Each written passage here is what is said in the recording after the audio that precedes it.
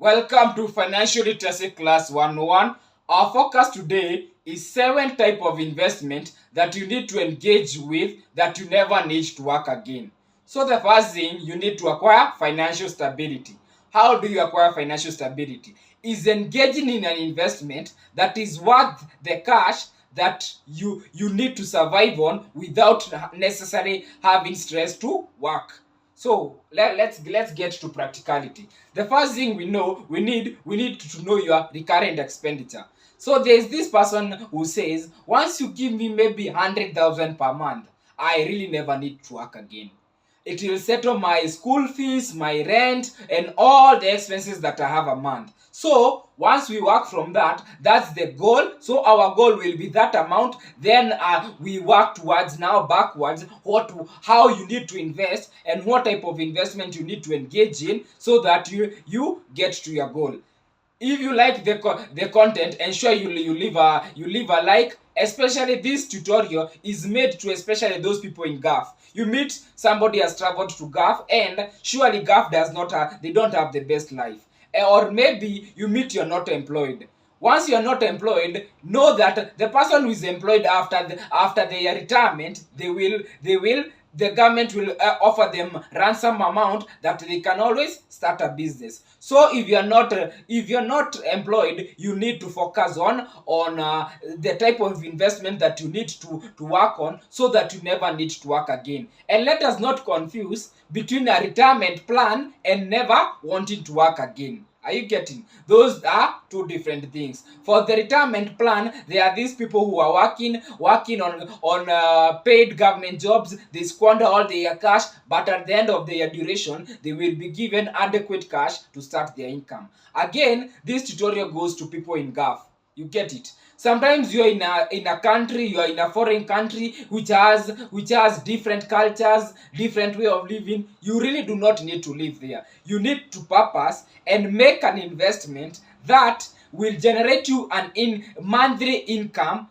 that can sustain you without necessarily having to work. So the first thing will come, and we need to know how much food do you need per month. Let's say 10,000. Then maybe school fees. How much school fees do you have? If you have a kid is paid school fees like 20,000 and maybe maintenance 20,000. So maybe per month you need 10,000 for the kid. How much black tax do you need? Maybe you need to send your parents also another 10,000. You see, and then maybe rent and your food, your clothing, expenses of the month. There is a person who can survive with 20,000. You get it? So our focus today will be working with somebody who is comfortable or says that once you pay me 50,000 Kenya shillings, once I have 50,000 Kenya shillings, I'll never need to work again. You get it? So once you know that, now you need to set investment that will be able to give you this amount per month. Remember, Financial Literacy Class 101, as a part of financial advice, people always make mistakes when they are engaging in business. Once you hear a certain business, somebody comes tells you maybe kutoa avocado Kisumu iko na pesa mingi sana. Somebody who comes and suggests you that a certain thing has a high income. Jua hiyo, that is the largest scam. Already ukisikia kitu ina make pesa sana, watu walishakula na wakasonga. Tena ukisikia kitu watu wana make pesa, ukisikia siku hizi sijui ukienda uimport kuja na bele ya manguo ita make pesa mingi sana, jua already hiyo market ishasonga. Again, when wako kwa hiyo soko, they have taken a lot of time to learn their craft. You get it? And that is why we have a tutorial that defines between an investment and a business. For such thing, engaging in a business is not the best thing. Business are high risk. Business they are high risk, high returns. For this case, for you to be able to gain 50,000, we need to engage in an investment. watch my other videos. You will get the difference between an investment and a business. That is why we are in Financial Literacy Class 101, where it's a syllabus. Kindly, if you like the content, leave a subscribe, follow whole YouTube algorithm to be updating you. Again, share this person to your relative who is in Gulf, relatives who is away, also that young sibling, and maybe your spouse, because we want all of them to be financially literate and they know how to work in this model. So sometimes you might not be having cash you might not be having cash that you will be able to invest for you to get that 50,000. So what you need to engage in a model that is 5 to 10 years plan. Once you engage in this 5 years to 5 years 10 plan, by the time you're getting to your 10th year, you will be able to you have now even freedom. You can resign from your job, maybe come from Gulf, you come back to Kenya, and you'll be able, and maybe you are never employed. Your mindset of every time finding job gets away, and you're able to have ample time to think other things and to think other businesses. So the first thing that we need, that I'm advising, which is an investment. Remember difference between an investment and a business. In my YouTube channel, you will find that difference. So you need to engage in real estate. I'm sure those of you are wondering, hey, what do you mean? Is this a motivation talk? How do I engage in real estate? In real estate, you engage it in two ways.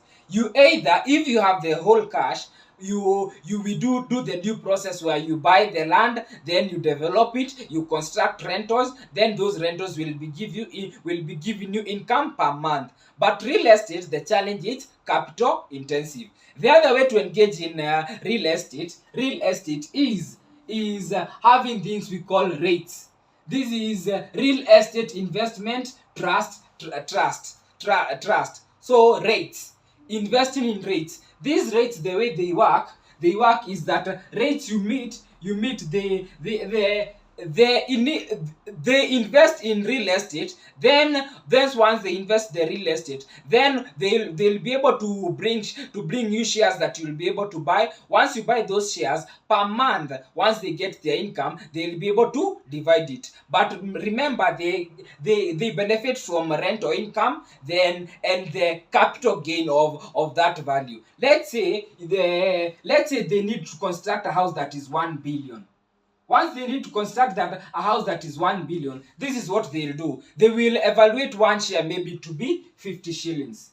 50 shillings per share. Then they will be needing maybe 2K, 2,000 or 3,000 in investors. So because they cannot be able to get the whole 1 billion, they'll be able to divide. So maybe if you have 100,000, you will come in this company and buy each share at 50 shillings. Once you buy each share at 50 shillings, if you had 100,000, then you divide it by 50. That is equivalent to 200 shares. You get it? So with your 100,000, you will give them 100,000. Then you will get 200 shares, because each share is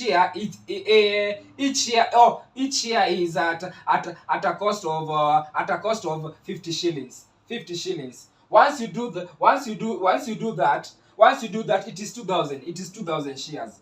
Once you buy 2,000 shares, each at 50 shillings, you will have given them 100K. Through that, people are able to invest with them. Now what they will do, your shares will be getting something we call capital gain. So once they develop that parcel or that piece of land, they invest the 1 billion, then maybe they start generating income, and maybe that parcel is able to raise, your shares will raise. You can meet the value of your shares now is at 200 shillings. Once you sell the share that was costing 50 shillings, 200 shillings, and you had 2,000 shares, so that means now your cash has doubled to 400, we put zeros, it has doubled to 400,000. You get it? Then these people will be giving you dividends per month.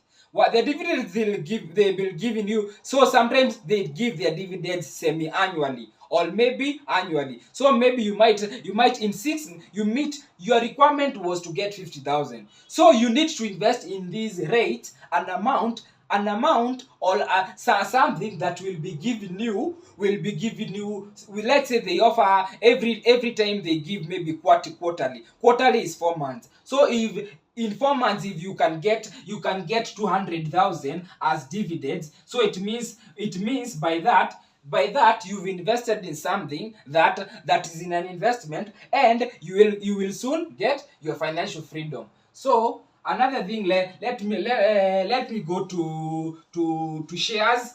Shares is number 2. You get it? Remember I said this.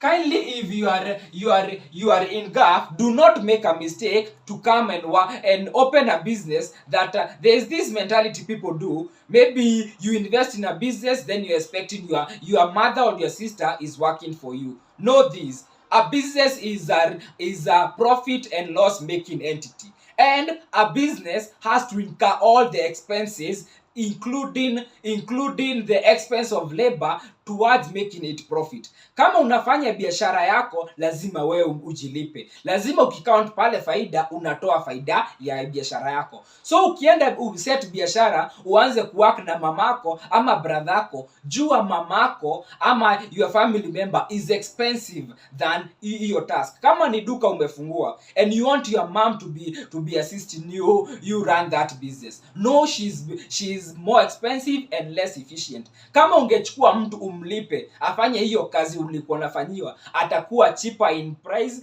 payment na atakuwa more effective, because you cannot tell a family member that afanye kazi from 6 to 6 ama from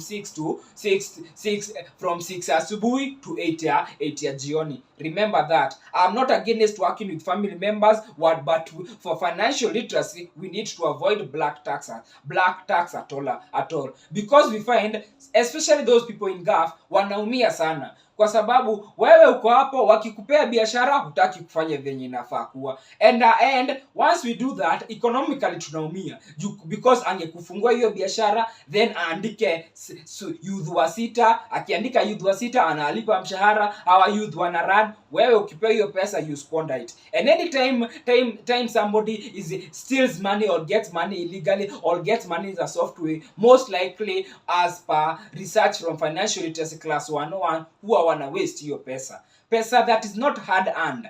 Au niko na kazi yangu wako Dubai ama kwa GAF amenitumia 200k, most likely those people do not do something that is resourceful with that cash. So another thing is money market fund, shares and stocks. How does this shares and stocks operate? These shares and stocks, this is the way they operate. You normally go there, you are able to buy shares. Remember, shares as currently you can invest as low as 100 shillings, and these shares they'll be able to raise, and once they raise you will be able to sell them. Investment number 3, which is my favorite, is money market fund. So money market fund, you need to know, once you are making the investment, you need to know that for you to earn 10,000 per month, this is the average that you are using, you need to invest 1 million Kenya shilling. You get it? That is it. So I am sure you will wonder, now for us to be able to get to 50,000, we need to invest 5 million Kenya shillings. I'm sure now you're wondering, you're telling me that maybe you are paid 40,000. Once you are paid 40,000, how will you get to 5 million? Let me guide you. There is this policy we say, remember we are in a 5-10 years investment plan. You get it? Once there is this thing that we say, if you invest 5,000 peke yake, unaeka 5,000 kando per month, then you invest it for 10 years. 10 years in money market fund. A money market fund that is giving you an interest of 13% flat rate.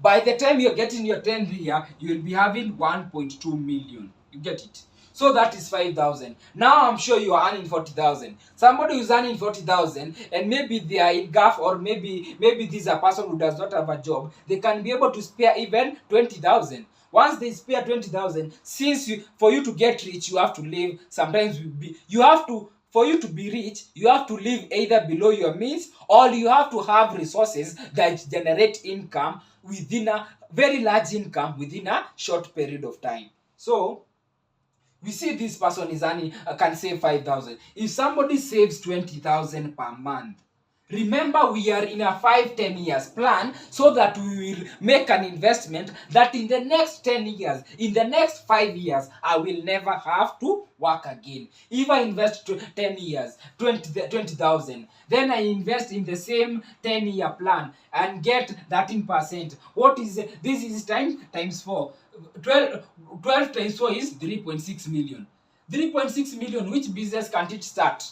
Are you getting? So somebody needs to be financially literate and don't see these things as difficult. Especially somebody, if you're earning 35,000 or 40,000, you are good to go. So that is the way that we are speaking about, and it is kitu ni mdogo mdogo. Ukipata hiyo persistent, kama money market fund ukieka 5,000 with 20,000 ukisave per month, within the 10 years utakuwa na 3.6. So you don't really need to go to 3.6. Ama kama hii miaka ni mingi sana, you can decide to work only for 5 years. To save for 5 years. Once you save 5 years, you will be having at least around 1.5 million. Once you have 5.5 million, you can come back Kenya, do your business, and be able to get. If you are earning remember, in money market fund, if you are being paid at an interest of 13%, we need to see how much you need per month. So if you invest in the year 20,000 in a duration of 10 years at a rate of 13.1% per annum, then you get your 3.6 million, you will be getting 1% per month. So in this 3.6 million, you will be getting 36,000 per month. And once you get that 6,000 per month, ile pesa yako ingine imekaa vyenye iko. You get it? So you see, now I'm giving ideologies to know how much your expense should be. I used a large value of 50,000 so that we may be able to jungle. If your current expenditure, you're able to lower it and know that with 20,000 I can survive per month, then the lower the investment you need to focus on. So we've seen if somebody saves only 20,000, then they save it for the next 10 years. Then they save it at an interest of 13%. At the end of they'll be having 3.6 million. 3.6 million will be giving you 1% per month. 1% per month in money market fund, which is equal to 13% per year. Remember, money market fund, the money normally compound on a day. Normally, your compound, you do something which is the 8th wonder of the world, which is called compound interest. Your money gains interest per day. So it compounds per day, but it is credited, it is payable to your account. To your account per month, and interest is counted annually. So that is a kicker.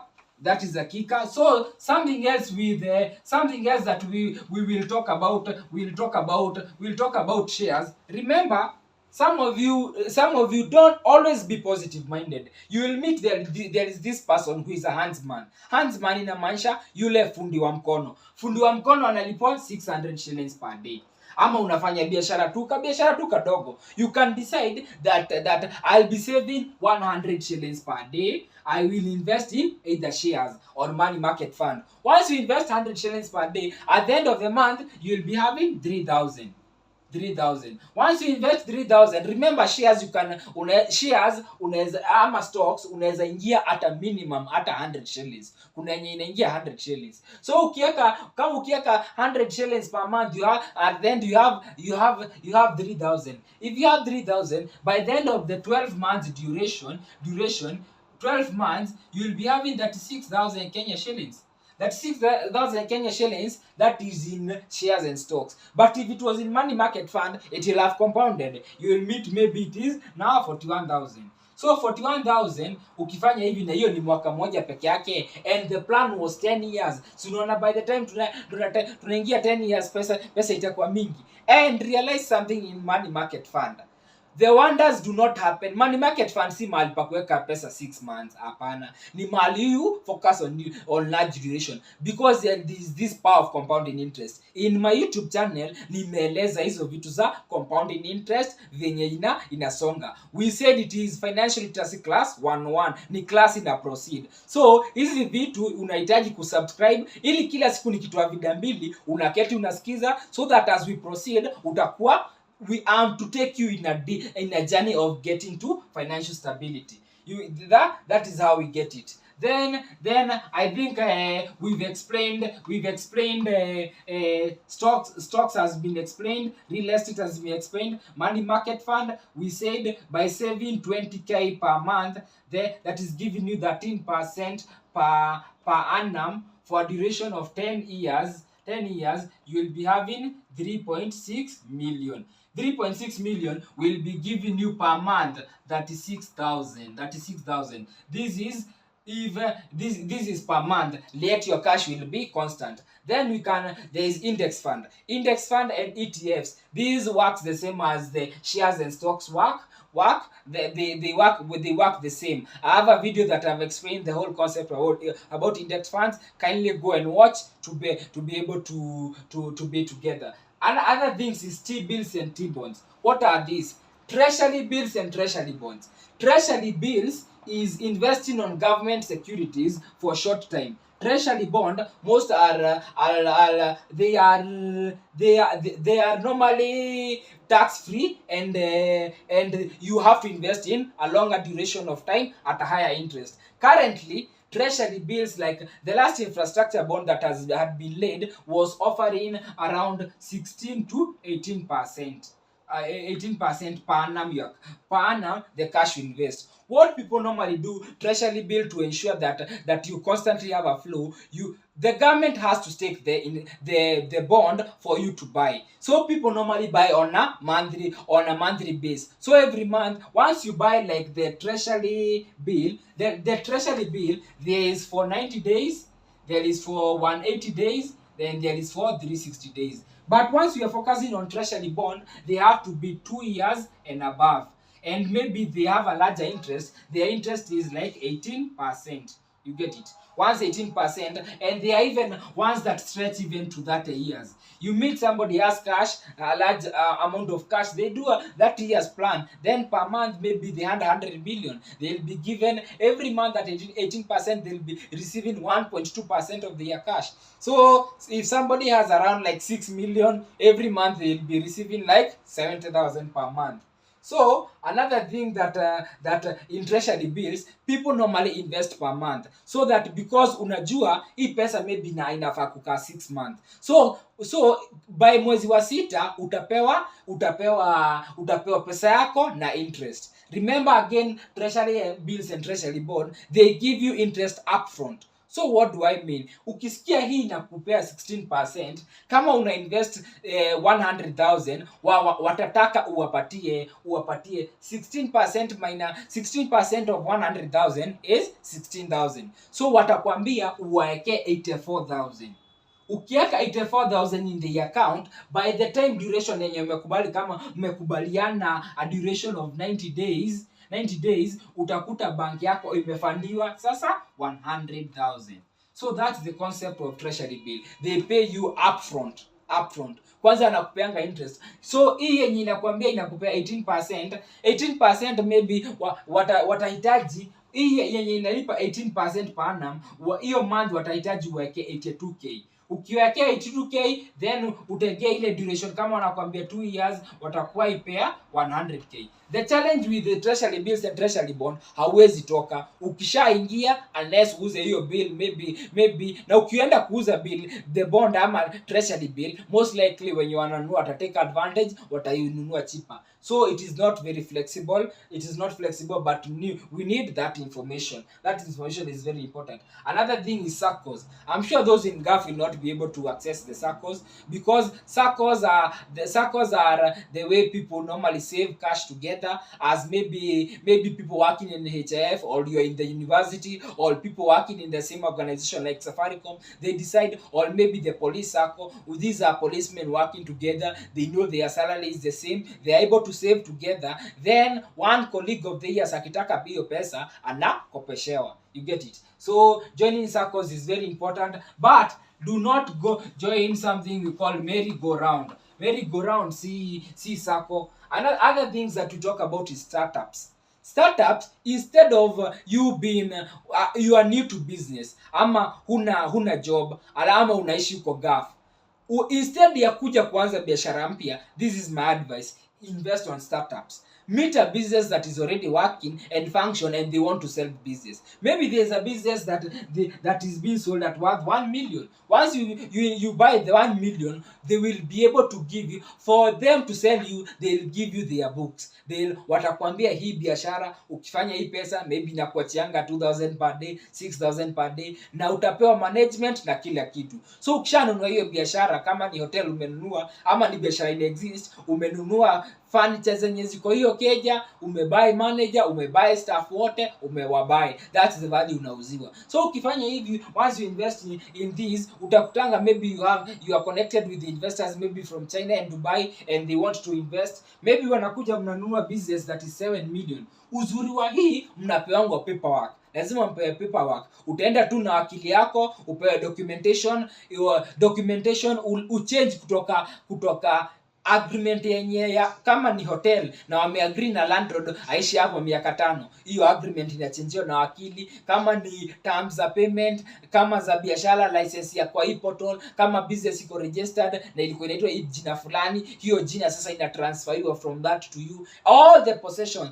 the bank accounts zina updateiwa sasa, pesa isiwekwe kwa hii bank account, iwekwe kwa hii. Investors wapi wakikuja, all that model wakili ataweza kusaidia, instead of focusing on new business, because new business inatakanga mtu ako kwa ground. Na usichitiwe utakuja ati ukute kuna watu wanafanya high risk business, kama those people who in Gikomba, unakuta ana import manguo, ana import bail, maybe hata bail ana import bail moja 20k, alafu hiyo bail ya 20k inaenda kumpea anauza yote 70k, hapo ame make 50k. Jua hiyo ni high risk high end. Kama hauko kwa ground, I really do not advise you enter into a business. Kama huna hiyo wakati, kama si biashara uwaipata the dynamics. Jua biashara ina market dynamics, you have to manage the labor, you have to know procurement. Lazima ujue hizi vitu zote. Juu ukikuwa mpya kwa biashara, especially umetoka majuu ama mahali, utakuja uziwe stocks zenye haziuzi. Utaenda huko Gikomba, kama ni biashara yako umeset ya kuuza maybe hata umeset ka biashara ka kuuza hizi makeup za madem. Hii inaitangwa beauty shop. Umeenda beauty shop. Wale pale jamaa wanajua ile stock yenye isongi, watakuzia yote na watakuzia at a cheaper price. Utajaza vitu kwa shop yako, vitu zenye huwa hazinunuliwi, and that's the challenge. So what I would advise for you to the 7 types of investment that you need to engage in investment. Moja ni real estate, tumesema rates unaweza ingia na any amount bila pesa yako, because share moja ni 50 shillings. So kama uko na 20k utaweza kuingia. Na hizi vitu zote si lazima ukue na hiyo pesa yote. Tumesema for you to like kuchapa recurrent expenditure ya 50 million, you need around 5 million. You get it? Na nimekueleza vile ukiwa na salary yako ukilipo, usione hii ikiwa pesa mingi. Remember, for this retirement, for us never to work again, we are investing in 5-year 10 plan. Once you invest the year 10 plan, you need to know how utafanya investment. Na hii si kubwa, kwa sababu vitu kama landlord ka real estate, they are capital intensive. This is not very capital intensive. Tumesema kama una earn 40k and you can be able to spare 20,000. By the time your duration inaisha, utakuwa na 3.6 million if you put that cash in money market fund. So it's well explained. Those are, if you find our content valuable, acha comment hapo. Na usisahau kusubscribe. Na usisahau kushare kwa rafiki yako. Asante.